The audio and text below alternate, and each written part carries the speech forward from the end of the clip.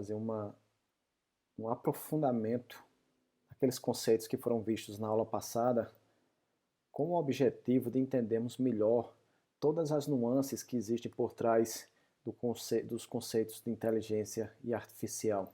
Consequentemente, qual a influência que cada uma das áreas traz para o entendimento desse conceito que vai nos guiar ao longo desse semestre. Conforme nós podemos ver na nossa última aula, a inteligência artificial ela se originou a partir de um conjunto de áreas, cada uma delas com o seu conjunto de conhecimentos específicos, e a partir dessa união de conhecimentos começaram a surgir áreas distintas dentro da inteligência artificial, fazendo dela uma área tão rica em termos de sub-áreas, em termos de técnicas, em termos de soluções. E que, por essas razões, ela vem sendo utilizada em uma vasta gama de problemas. Então nós podemos citar aí o caso da biologia, que através dos sistemas imunológicos, dos sistemas parasimpáticos, o sistema parasimpático, onde nós podemos falar a respeito da influência do sistema, por exemplo, do sistema respiratório, onde ele funciona independente de uma cognição consciente. O que significa dizer isso? Significa dizer que esse sistema ele funciona sem que seja necessário que o nosso cérebro fique ordenando, enviando comandos para que o sistema respiratório funcione.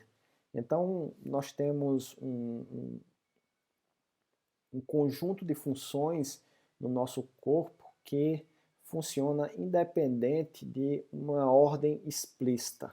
Ele fica funcionando em background, é como se fosse um processo, como nós temos nos nossos sistemas operacionais, em que ele fica funcionando, fica ocupando ali aquele tempo do clock do nosso processador, e paralelo àquilo, nós temos as funções principais, que são as funções ditas conscientes. Então nós temos também todo aquele conjunto de conceitos que vem da lógica, da probabilidade, da teoria da complexidade, que também influenciou os sistemas inteligentes, sobretudo na parte de representação do conhecimento. Nós temos da computação toda a influência que vem da programação, da representação da informação, da teoria da computação.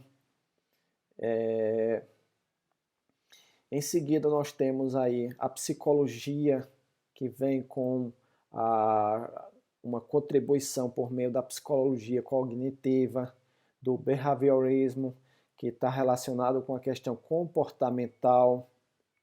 Em seguida nós temos também a sociologia, que através de questões como a cooperação e a competição permite o desenvolvimento de sistemas de simulação sociais, de grupos sociais, que podem permitir o estudo de sistemas econômicos, poder compreender a questão do desenvolvimento de epidemias através das relações sociais e assim por diante. Nós temos também a economia, que contribuiu com a teoria dos jogos, com os mecanismos de negociação para que, dentro de sistemas multiagentes, os agentes individualmente eles possam então negociar recursos uns com os outros para que eles possam realizar as suas tarefas particulares. Em seguida, nós temos a filosofia, que contribuiu inicialmente com as ideias que embasaram o surgimento da área de inteligência artificial e, além disso, propiciou o desenvolvimento de áreas como a representação do conhecimento por meio da lógica, assim como vem contribuindo para a pesquisa na área de agentes conscientes, onde faz-se necessário discutir a questão do dualismo corpo-mente, ou seja, são conceitos que advêm da filosofia da mente e que têm feito parte de várias pesquisas na área e que têm ajudado a realizar grandes contribuições. E por fim nós temos a linguística, que contribui com a inteligência artificial por meio de áreas como o processamento de linguagem natural e a questão da semântica, que é muito importante quando nós temos agentes que conseguem trazer o seu conhecimento através de diferentes contextos. Então, quando ele está situado em um contexto, ele consegue compreender um determinado objeto de uma forma, e quando ele move para um outro contexto, então ele começa a fazer uso de uma outra semântica, um outro significado para aquele objeto.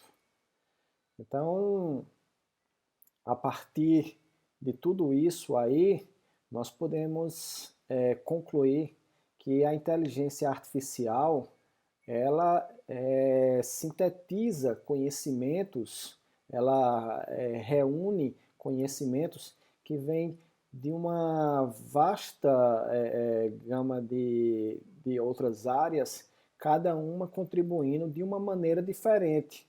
E quando essas áreas elas fazem uma contribuição, o resultado disso é que surgem técnicas novas, surgem técnicas diferenciadas.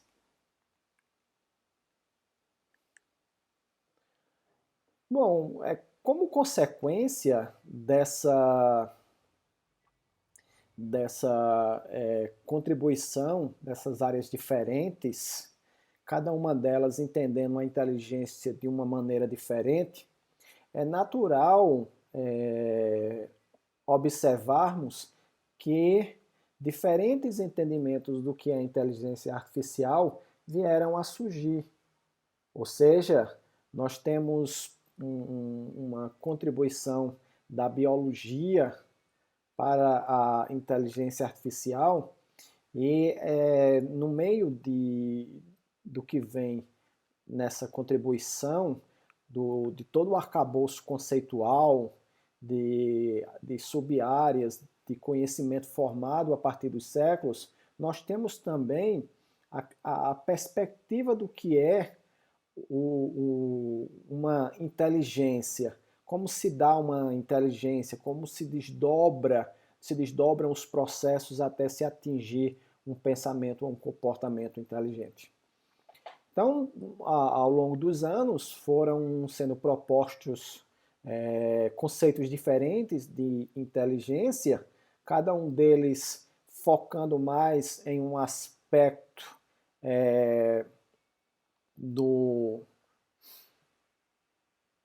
da forma que o ser humano ele interage com o meio ambiente, ou então levando em consideração que por trás daquela inteligência existe um artefato racional, ou que é um comportamento racional, um comportamento que ele pode ser descrito por um conjunto de etapas que configura um comportamento correto seguindo essa ideia que nós temos de racionalidade dentro dos dispositivos artificiais, como um computador, como um robô e assim por diante. Então, essa complexidade toda, ela naturalmente ela dificulta, de certa forma, a compreensão do que vem a ser exatamente uma inteligência artificial. Isso, sobretudo, para quem está começando os estudos nessa área, que é uma área muito vasta, como já foi falado aí na aula passada. Então, nós temos muitos conceitos para uma mesma coisa e conceitos bastante diferentes um dos outros. Então, como uma forma de organizar tudo isso, os autores do livro mais renomado de inteligência artificial no mundo, o Stuart Russell e o Peter Novy, eles propuseram uma taxonomia, uma forma de organizar o conjunto de conceitos de acordo com algumas perspectivas. Então, a partir desse momento, nessa aula, nós vamos analisar quais são essas perspectivas. Então, nós temos aí dois eixos, onde no primeiro eixo nós estamos contrapondo o que é humano e o que é racional, ou seja, nós vamos aqui contrapor o pensamento ou o comportamento que advém dos seres humanos ou que vem que está embasada em uma racionalidade.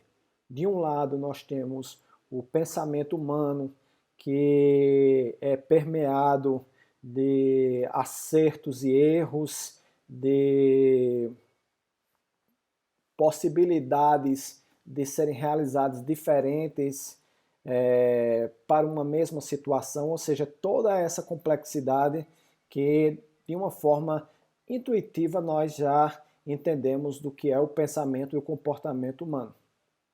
Do outro lado, nós temos aí a racionalidade, e a racionalidade é exatamente uma maneira de representar o pensamento e o comportamento, observando um processo praticamente algorítmico, onde não existe possibilidade. Claro, nós vamos falar sobre isso mais adiante, a respeito dos sistemas que lidam com contextos de incerteza, mas aqui nesse caso nós não estamos preocupados com qualidades como, por exemplo, a emoção, o afeto, a comunicação baseada em comportamentos humanos e assim por diante. A outra perspectiva que nós temos diz respeito ao pensamento e ao comportamento.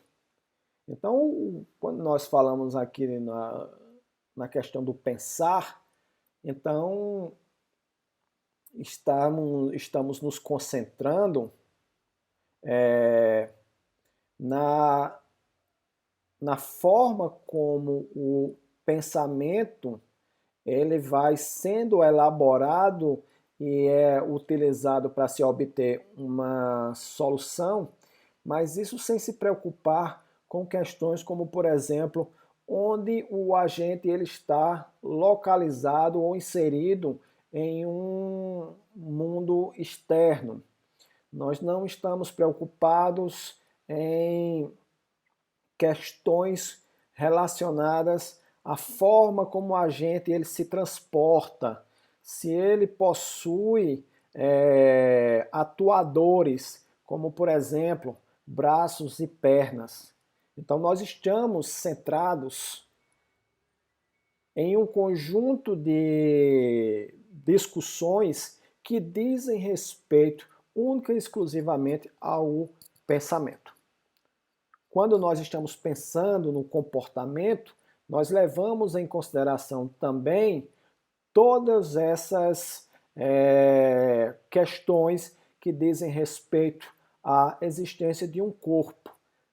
Não necessariamente levar em consideração tudo, mas dependendo da situação, como é que o agente se desloca, se o agente ele pega em algum objeto, se o agente ele visualiza o mundo que está ao seu redor, como é que ele processa essa informação e assim por diante. Então, o comportamento está muito relacionado com o agir e como é que ele interfere no mundo ao seu redor, enquanto que a questão do pensamento, nós estamos preocupados apenas com o que o agente faz internamente com uma informação que ele recebe e que em seguida vai ser transformada em um resultado que vai ser útil para o usuário, para o mundo que está ao seu redor.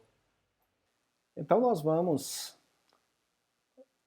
a partir desse momento, fazer uma análise de um conjunto de definições que se encaixam dentro de cada uma dessas intersecções entre pensamento versus o comportamento e humano versus a racionalidade. Então, nós vamos começar a discutir algumas definições relacionadas com os sistemas que agem como humanos. Em seguida, irei falar sobre os sistemas que pensam como humanos. Logo após, irei discutir algumas definições sobre sistemas que pensam racionalmente e irei concluir falando sobre sistemas que agem racionalmente. Então, começando no quadrante 1, nós temos os sistemas que agem como humanos. Então, nós estamos aqui focados na questão do comportamento, ou seja, do agir, e nós vamos observar como é que os sistemas artificiais eles podem executar algum tipo de comportamentos. A definição inicial sobre esse tipo de sistema, a arte de criar máquinas que realizam funções que requerem inteligência quando desempenhadas por pessoas. Então essa definição ela foi trazida pelo Kurzweil em 1990. Eu destaquei algumas palavras especiais, como por exemplo, máquinas, inteligência e pessoas, já que nós estamos falando aqui sobre sistemas que agem de forma humana. Então, muito provavelmente influenciado pelo o seu trabalho, o Kurzweil, ele traz aí uma preocupação na questão de criar máquinas, já que ao longo de sua vida foi essa o seu principal objetivo. Então ele está dizendo que essas máquinas elas requerem funções, que elas vão realizar funções que requerem inteligência quando desempenhadas por pessoas. Então, nessa definição, a máquina ela vai apresentar um comportamento e, conforme eu falei anteriormente, esse comportamento está relacionado com questões além do processo de uma tomada de decisão, mas funções como, por exemplo, andar, pegar um objeto, conseguir realizar um procedimento cirúrgico ou alguma coisa desse tipo. Veja que na definição dele, ele foca em realizar funções que são desempenhadas por pessoas. São funções que envolvem inteligência, mas são funções realizadas por pessoas. Então, se ele está falando em realizar funções, ele está falando em agir. Como as pessoas agem? Qual é o comportamento das pessoas? E aí, o que ele está querendo colocar é que essas funções elas são realizadas com inteligência. Mais adiante nós vamos detalhar melhor isso, mas são comportamentos que podem melhorar com o tempo, podem envolver aprendizagem e assim por diante. Uma outra forma de analisar essa questão dos sistemas que agem de forma humana é através do jogo da imitação, do Alan Turing. Foi proposto por ele em um artigo em 1950, então ele tem esse nome de jogo da imitação, e ele consiste, colocando de forma bastante simples, em um ser humano que é um interlocutor A e vai conversar com um outro interlocutor B, onde esse interlocutor B pode ser um outro humano, pode ser um homem, pode ser uma mulher, ou pode ser também um sistema inteligente, um sistema artificial, um sistema que faz uso de técnicas baseadas em inteligência artificial. Então, para Alan Turing, um sistema inteligente, ou seja, um sistema dotado de inteligência artificial, ele é um sistema que age de forma humana, de tal maneira que o comportamento dele consegue enganar o interlocutor humano que está fazendo a avaliação do experimento. Então, a inteligência dele é tão bem projetada que o conjunto de saídas que são enviadas para o interlocutor humano, elas conseguem dar a impressão de que ele é, de fato, inteligente, tal como um ser humano. Então, o interlocutor humano, ele vai estar conversando com alguém e ele não sabe se ali tem uma pessoa ou se tem um computador. Ele vai recebendo aquele conjunto de entradas. E a partir daí, ele, de acordo com a sequência de frases elaboradas em um diálogo, ele vai poder dizer se de fato tem uma pessoa escondida lá do outro lado ou se tem um sistema artificial. Esse sistema, denominado de jogo da imitação, porque, por razões óbvias, o sistema ele tenta emular o comportamento humano, ele pode ser discutido de diversas perspectivas diferentes. No entanto, ele é uma maneira muito interessante para entendermos o que é inteligência artificial. Então, dentro da ideia de sistemas que agem de forma humana, um sistema que tenha as mesmas características comportamentais de tal forma que ele consegue imitar, não perfeitamente, mas durante a maior parte do tempo, o comportamento de um ser humano, então ele pode ser considerado inteligente. Então isso aí pode ser uma maneira de explicar e também de observar o que é necessário para se construir uma inteligência artificial. O jogo da imitação, ele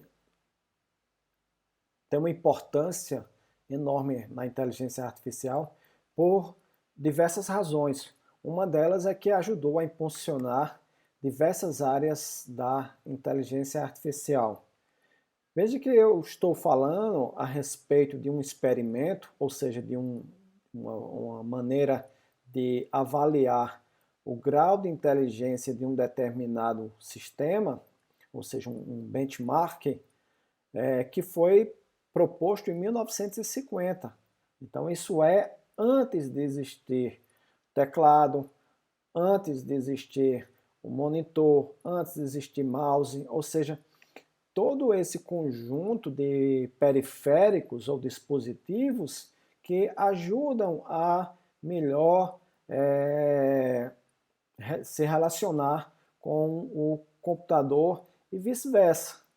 Então, no caso, o sistema proposto pelo Alan Turing, ele ajudou a lançar luzes nesse caminho bastante complexo da inteligência artificial. De tal maneira que, a partir dele, inúmeras áreas começaram, dentro da inteligência artificial, começaram a ser desenvolvidas para poder satisfazer essas necessidades que um sistema ele deve apresentar para poder ter um comportamento considerado inteligente. Então ele fornece uma definição satisfatória. Claro, ela é uma definição limitada de inteligência, porque envolve muito a questão de como se sai o sistema inteligente durante uma conversa. E aí esse sistema ele pode ser projetado para fazer uso de truques e com isso conseguir enganar o interlocutor humano sem que necessariamente exista ali por trás uma inteligência sofisticada. Por outro lado, como contra-exemplo, nós temos diversos sistemas inteligentes que têm um grande desempenho, uma grande desenvoltura, como, por exemplo, os sistemas de reconhecimento de face, que não tem serventia nenhuma num sistema como esse. Por quê? Porque ele não é focado em diálogo. Nós temos sistemas que controlam a direção do automóvel sozinho, de um determinado ponto a outro, e que ele não se encaixa também no jogo da imitação. Então, esse teste, ele tem sua importância? Tem. Ele ainda hoje ele tem uma validade enorme, inclusive todos os anos tem uma competição que envolve inclusive prêmios, mas ele não se aplica a todo tipo de sistema artificial. Então, diante disso, nós podemos dizer que um problema desse tipo de benchmark é que responder perguntas em um diálogo não é necessariamente um comportamento inteligente. E fazer uma avaliação mais rígida, observando os critérios de reprodutibilidade de experimentos e todas essas questões da metodologia científica podem ser comprometidas quando nós estamos falando de um sistema que deve ter um comportamento humano. E o comportamento humano ele está mais para sistemas onde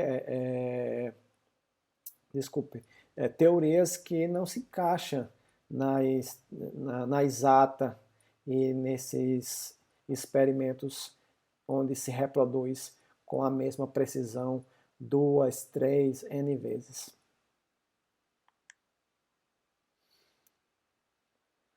Então agora nós vamos partir para o próximo quadrante, onde nós temos a intersecção entre o pensamento e o humano, ou seja, sistemas que pensam como humanos. Aqui eu começo com a definição do Bellman, onde ele fala o seguinte: é a automação de atividades que nós associamos com o pensamento humano, atividades tais como tomada de decisão, solução de problema e aprendizado. Então, veja que aqui a questão do comportamento é deixada de lado e entra em cena a questão do pensamento. E aí nós temos questões como tomada de decisão, solução de problema, aprendizado. Já é uma outra forma de analisar a questão da inteligência artificial. O problema é, como nós vamos saber como os seres humanos pensam? Como descobrir isso? A princípio nós podemos dizer, colocar da seguinte forma: eu sei como eu penso, mas eu não sei como fulano pensa. Eu não sei como o Beltrano pensa.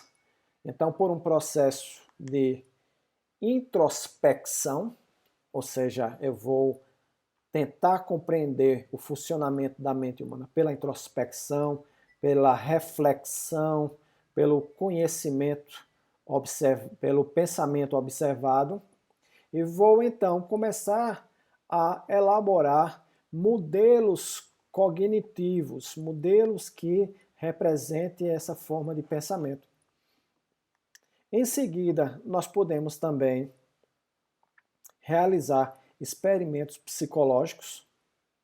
Então, nesse caso aí, é uma maneira de tentar entender o pensamento a partir do outro, em situações das mais variadas formas, como, por exemplo, um experimento em que envolva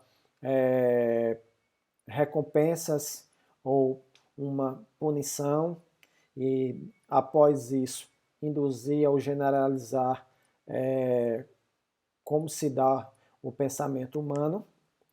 Pode ser também através de imagens do cérebro, onde equipamentos específicos podem ser utilizados para identificar como é que está ocorrendo a ação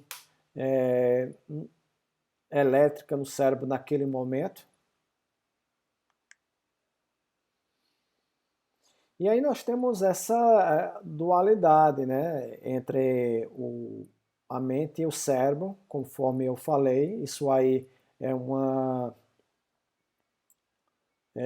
discussão que ela se origina na filosofia da mente, e isso levou à criação da teoria da mente, onde a mente ela é vista como sendo um programa de computador, e existem diversos modelos cognitivos que procuram explicar o funcionamento da mente como se a mente fosse um computador. Ou seja,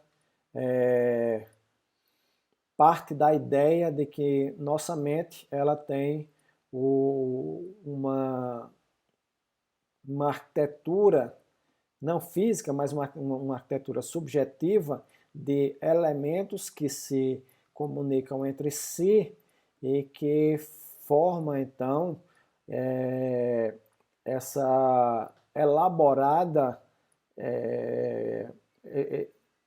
máquina que vai então produzir os nossos pensamentos. Então, a partir daí surgiu a ciência cognitiva, que é um campo interdisciplinar que reúne modelos computacionais da inteligência artificial e técnicas experimentais da psicologia. Então, veja que aí a psicologia ela contribui por meio das técnicas experimentais para tentar construir teorias precisas e verificáveis a respeito dos processos de funcionamento da mente humana. Então a ideia aqui é como é que eu vou entender o funcionamento da mente humana.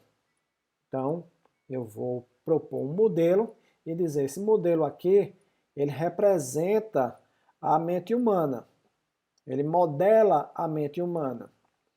Se eu coloco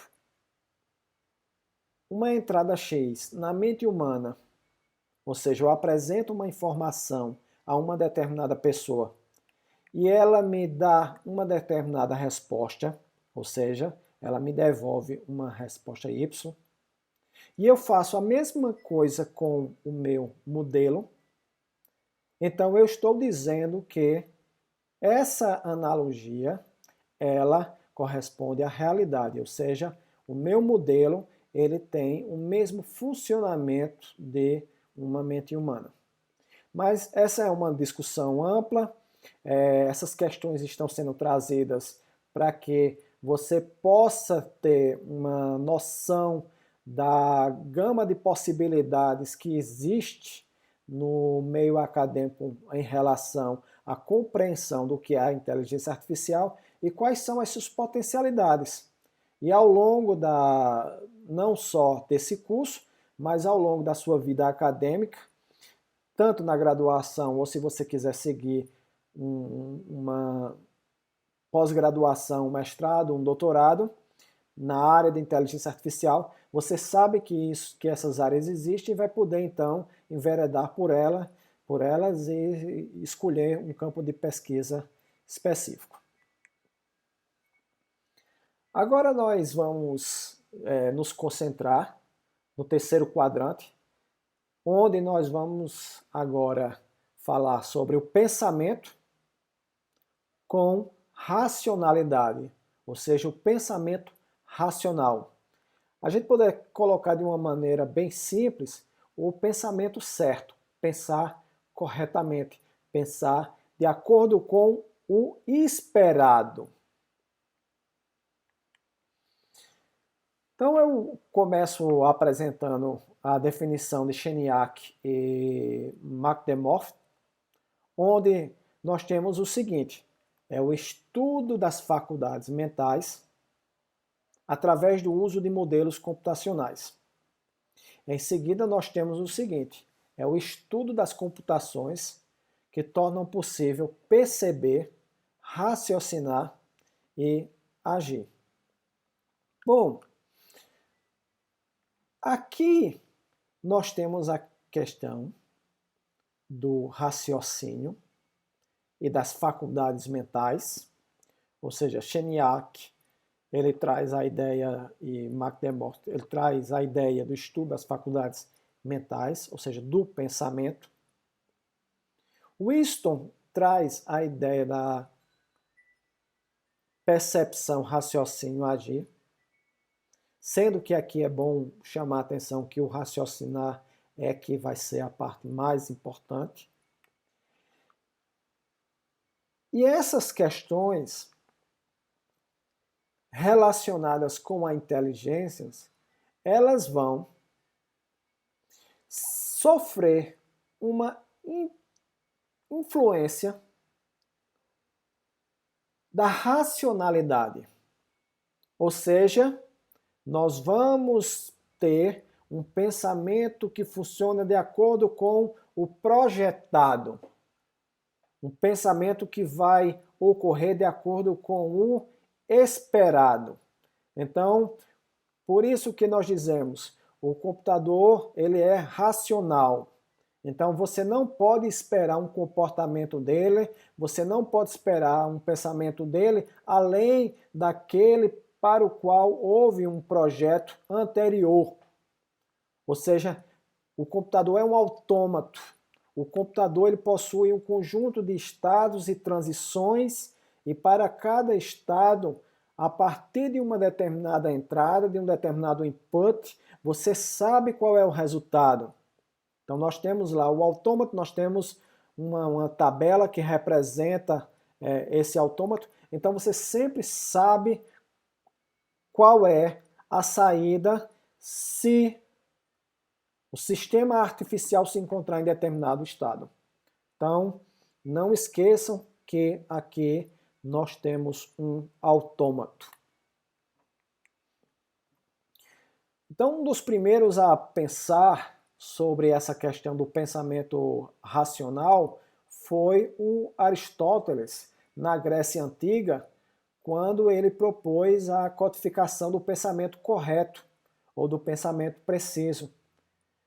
Em outras palavras, isso significa dizer que para Aristóteles havia um sistema de regras que regulamentava o pensamento, que poderia regulamentar. E com isso, seria possível dizer que, dado um conjunto de premissas, aquela conclusão estava correta. Então, poderia dizer, então, que a argumentação de uma determinada pessoa estava correta ou estava errada. Com isso surgiu o silogismo, que são padrões para estruturas de argumentos, que sempre resultam em conclusões corretas, ao receberem premissas corretas. E aí nós temos um exemplo, que ele é bem conhecido, onde se afirma inicialmente o seguinte: todo homem é mortal. Então tem esse axioma inicial. Depois eu digo que Sócrates é homem, então eu concluo que Sócrates é mortal. Eu não vou me alongar na questão do silogismo e tudo aquilo que existe em torno da lógica. Mais adiante, no nosso curso, nós iremos falar especificamente das lógicas proposicionais, da lógica de primeira ordem e de outras lógicas que existem.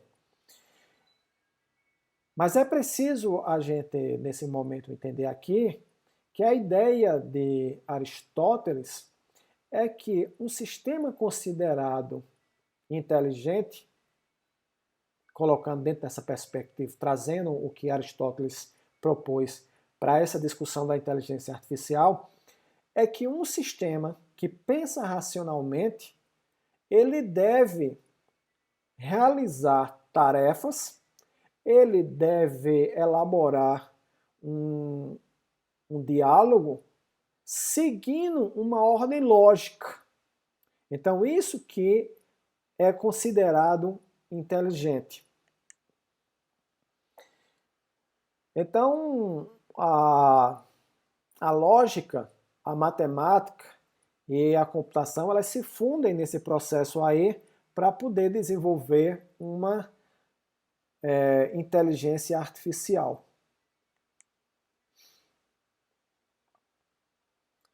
Isso aí, então, é resultado de uma tradição logicista, onde os programas baseados em lógica, e aí nós temos o exemplo de Prolog, que mais adiante será ensinada aqui nessa disciplina.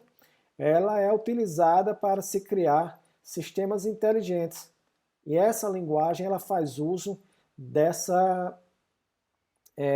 todo esse embasamento que vem lá da lógica de Aristóteles. Então, o que podemos falar a respeito dos obstáculos que os sistemas que pensam racionalmente trazem? Bom, uma dificuldade bastante importante diz respeito à capacidade de representar o conhecimento informal usando a notação lógica. Isso se deve ao fato de que tanto a forma de pensar como comunicar humana, ela traz nuances e detalhes que são bastante difíceis de modelar utilizando essas ferramentas e, consequentemente, poderem ser trazidas, transformadas em um código numa linguagem de programação. Por exemplo, a questão da temporalidade, se um determinado fato ele é verdadeiro em um determinado instante, logo em seguida, quando ele é falado, quando ele termina de falar, pode ser que ele não seja mais verdade. Então, como representar isso? A questão da imprecisão, como por exemplo, algo talvez seja verdade. Então, existe uma possibilidade de ser verdade ou não ser, desconhecida a priori. Nós temos também a questão que algumas verdades, algumas afirmações, elas podem ser verdades numa situação e podem não ser em outra. Então, elas são verdade e mentira ao mesmo tempo. Então, isso é uma dificuldade bastante considerável quando nós estamos falando de sistemas racionais, sistemas precisos que seguem a ideia de máquina e que deve fazer exatamente aquilo o que foi programado. Então, mais adiante, no nosso curso, quando eu for discutir melhor a respeito das lógicas existentes, lógica proposicional, lógica de primeira ordem e outras lógicas de mais alta ordem, então eu vou detalhar isso melhor. Por fim, nós chegamos no último quadrante, onde nós estamos preocupados com os sistemas que agem, ou seja, que eles têm uma racionalidade e que essa racionalidade ela é feita de maneira racional. Então, nós temos a definição do Shalkov, onde ele diz o seguinte: é um campo de estudo que busca explicar e emular comportamento inteligente em termos de processos computacionais. Então aqui nós estamos falando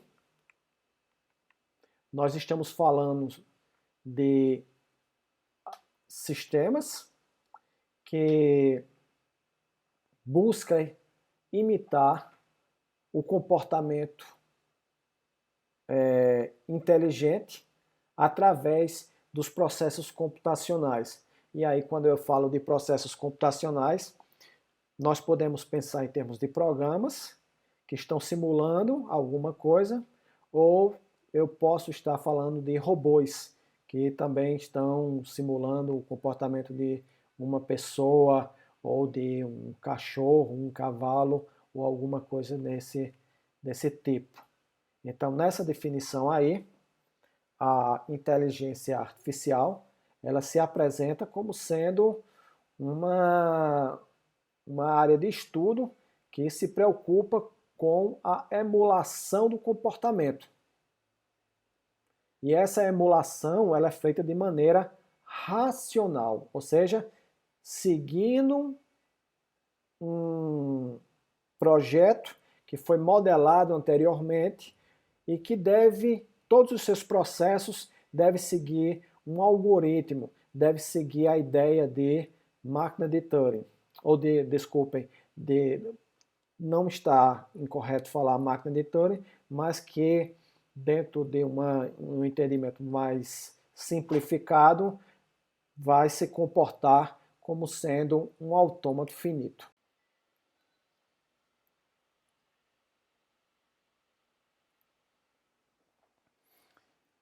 Então, os sistemas que agem racionalmente, eles apresentam essa característica.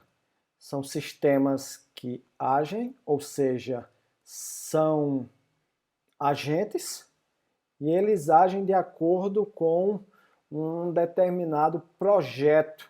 Ele tem que corresponder àquilo que foi estipulado dentro de um autômato finito, ou seja, dentro de uma máquina de estados finitos.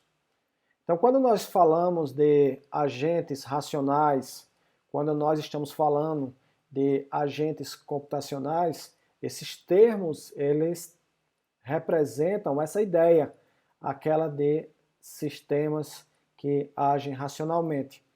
E esses agentes, eles trazem algumas propriedades as quais eu irei detalhar um pouco mais agora, mas que ao longo do curso nós iremos estudar com mais profundidade. Então, se você não entender tudo nesse momento, não fique preocupado, porque nós vamos voltar a falar sobre isso.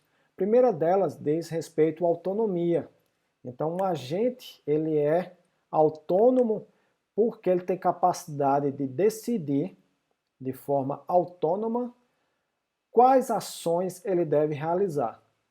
O melhor exemplo que nós podemos ter em relação a essa propriedade está relacionado com os automóveis autônomos, ou automáticos, ou simplesmente automóveis sem motorista.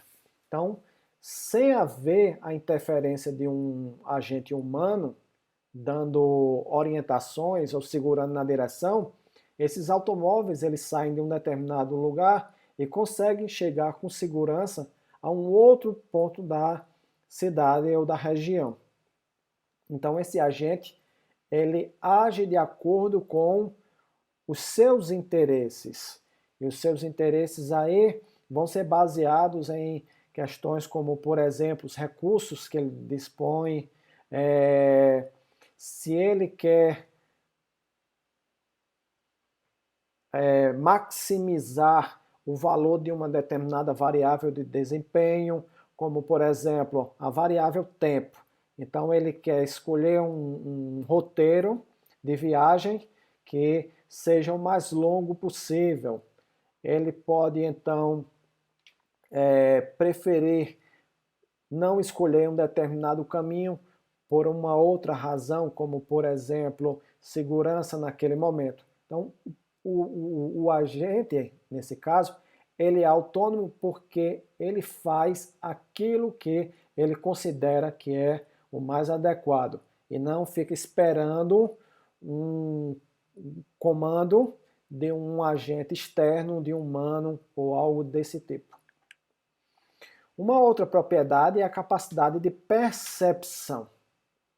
Capacidade de percepção é a capacidade de perceber ou sentir o mundo em que está inserido. Para isso, o agente ele é dotado de conjunto de sensores. Esses sensores podem ser câmeras, podem ser sensores de contato, podem ser termômetros e assim por diante. Então é uma maneira que o agente tem de receber inputs externos para que esses inputs eles possam alimentar o seu sistema cognitivo e a partir daí ele tomar decisões e essas decisões serem transformadas em ações. Outra propriedade é a capacidade de persistência do agente. É a capacidade do agente em reter informações ao longo do tempo. Por exemplo, o agente ele pode, através de do seu termômetro, ele saber que a temperatura num instante T1 é igual a 35 graus, temperatura ambiente. Então, ele consegue guardar essa informação e se daqui a alguns instantes for preciso acessar essa informação para tomar uma decisão, ela está disponível sem ser necessário fazer uma nova leitura. Da mesma forma que um carro autônomo, ele pode a todo instante saber de onde ele veio. Então a informação ela persiste. Então essa é uma informação que conforme nós iremos ver ao longo do curso, ela tem um papel muito importante na implementação de vários tipos de agentes. Outra propriedade importante diz respeito à adaptação. Então, a adaptação é a capacidade de se adaptar a uma determinada tarefa ou ambiente. Então, é uma ideia darwiniana, onde o agente ele é considerado inteligente pela possibilidade que ele tem de acordo com as alterações no contexto em que ele está inserido, ele poder desempenhar determinadas ações. Em seguida, o planejamento. Isso é muito importante quando o agente ele se depara com problemas complexos e ele vai fazer uso dessa capacidade de desenvolver um plano para resolver uma tarefa. São tarefas que demandam de subsoluções que devem ser integradas para oferecer uma única solução. Então o agente ele age para alcançar o agente racional, ele sempre age para alcançar o melhor resultado. Ele é diferente de um agente que pensa como humano, onde o agente que pensa como humano, ele pode vir a conversar com o interlocutor humano com a finalidade de manter aquele diálogo durante período de tempo e passar a ideia de que existe um humano por trás. Mas aqui nós temos métricas. Então nós podemos avaliar o desempenho desse agente devido ao fato de que ele vai agir de forma autônoma, fazendo uso dos seus sensores, da sua capacidade de persistência, de organizar plano, para obter o melhor desempenho possível. Então ele depende a tomada de decisão dele depende da quantidade e qualidade da informação disponível, ou seja, se ele tem a quantidade necessária e se essa informação que ele dispõe ela é boa o suficiente para os fins propostos. Essas informações, elas podem estar inicialmente numa base de conhecimento que já foi alimentada pelo projetista no início da sua concepção. Pode ser obtida por meio de sensores que adquirem essas informações ao longo do tempo, quando ele está executando e vai fazer uma alimentação dessa base de conhecimento, e para isso é necessária a capacidade de persistência. E as vantagens desse tipo de agentes é que eles são mais gerais que a abordagem de leis do pensamento. Então, no caso, o agente que age racionalmente, ele procura emular um comportamento, por exemplo, do ser humano de uma maneira mais ampla. E com isso aí, o estudo desse tipo de agente vai permitir a criação de robôs que imitam o comportamento humano, de animais e assim por diante. Ele é mais acessível ao desenvolvimento científico pelo fato de que existe nesse comportamento uma racionalidade. Então nós vamos ter métricas, ou seja, variáveis às quais nós teremos acesso para medir o desempenho dele. E uma observação que deve ser feita é que nessa busca pelo melhor desempenho, pode-se supor que quanto mais informação melhor vai ser para informação disponível para o agente, mais o agente vai ser inteligente, mas isso tem algumas implicações. Então é preciso fazer algumas pontuações. A primeira é que alcançar a racionalidade perfeita não é algo viável em alguns ambientes complexos. Por quê? Porque vai haver uma demanda computacional elevada. Por exemplo, nós vamos precisar de uma memória que tende ao infinito. Nós vamos precisar ter processadores que têm uma capacidade de processamento tendendo ao infinito. Então, há de se esperar que um agente racional ele deve equilibrar a sua capacidade de interferir no mundo ao seu redor para apresentar soluções, fazendo uso daquilo que ele tem, assumindo que o que ele tem é imperfeito, é impreciso, tem falhas, tem erros, e que o seu processador também tem isso aí. Então, como lidar com isso? Então, nós vamos, ao longo do semestre, voltar a esse tema e poder entender como podemos atender a essa necessidade sem pensarmos em uma racionalidade perfeita. Uma outra questão relacionada com isso é o tempo de resposta.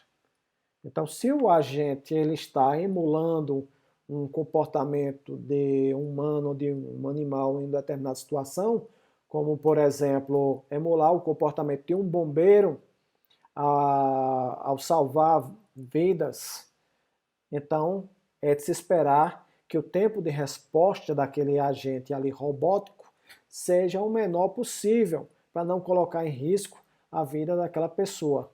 Então, pensar em racionalidade perfeita não é uma maneira adequada de pensarmos em inteligência artificial. Então, nós aprofundamos nessa aula de hoje